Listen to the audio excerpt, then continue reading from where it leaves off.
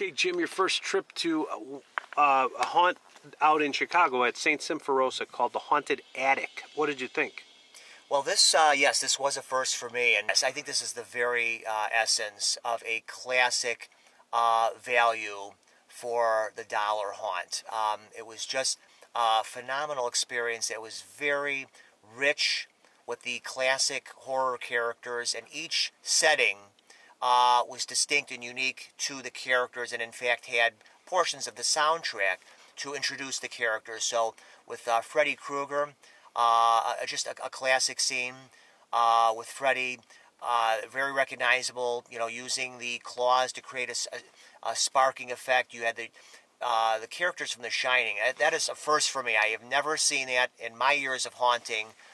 Seeing the two twin daughters, who any fan of The Shining will tell you have reoccurring nightmarish appearances, incredibly effective on the stairwell, and you had a video still shot of those characters to sort of frame that scene.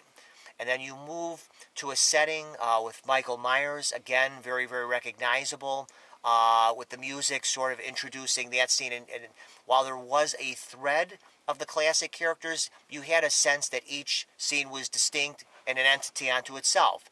And a scene with the ring as well. Very, very effective. I mean, each one you could tell was carefully studied and obviously was crafted by horror fans of these films. I mean, they obviously were really doing this all the way.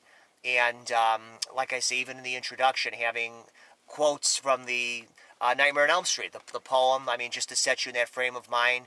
And a personal favorite for me, I think, was a classic horror misdirection when you had this huge sort of jack-in-the-box in the center, and you're hearing the music play and you're waiting for the, finale, the pop-out, and yet the action is behind you with clowns attacking you from behind. A classic, again, look this way, and here it is behind you, catching you off guard. Just a great experience. Very, very, very worth it. Price to duration ratio. And we'll definitely be back. I mean, it was just, like I say, a very outstanding job, and I would give this a 5 chainsaw rating. Second year at a favorite haunt of ours, the Haunted Attic, St. Sim's Haunted Attic. What'd you think? I love this haunt. And we went there last year. We just happened to catch it the day after Halloween, and loved it then.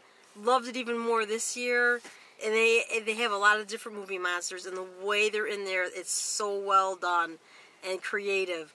The way the usage and how they put them in there. I don't want to give them all away. I know he'll be the spoiler, but I absolutely loved it. This is a Hall of Fame for me this year. I can't even say enough. I just enjoyed it so much. It was very entertaining.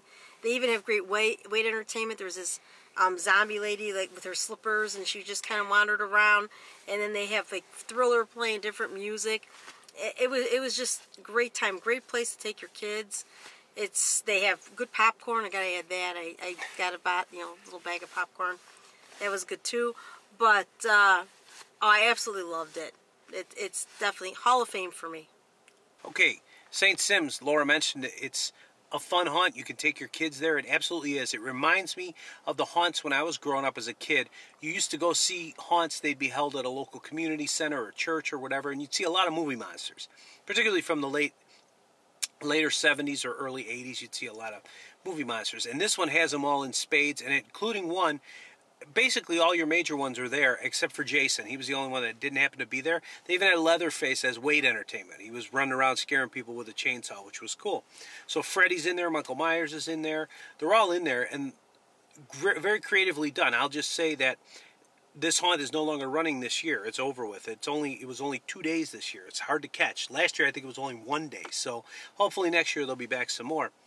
But just in case they change it up, what they had this year was a video clip. They'd have a video clip from a specific movie, and then you'd see a scene so you knew what was coming up before you actually saw the main character.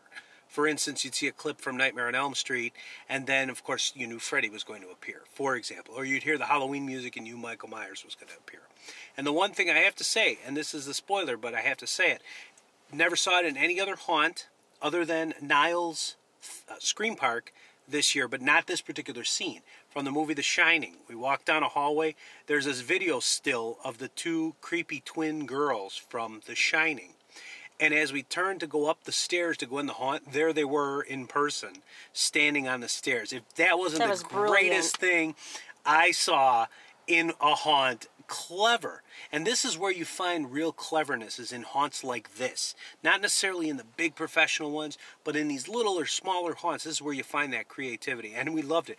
Even the non-movie characters were great, too. There was a Dracula room that was really good. The zombie area was very clever. Overall, it's about between 5 and 8 minutes for this haunt for $5. Can't beat it. It's our value haunt in Illinois for 2015 easily. And it's a Hall of Fame for me. This was outstanding. Loved it.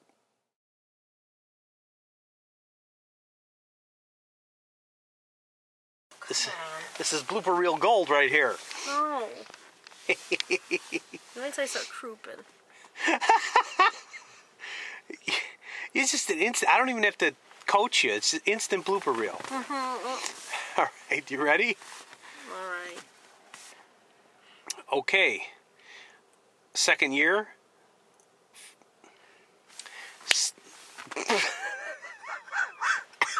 No, you're crouping.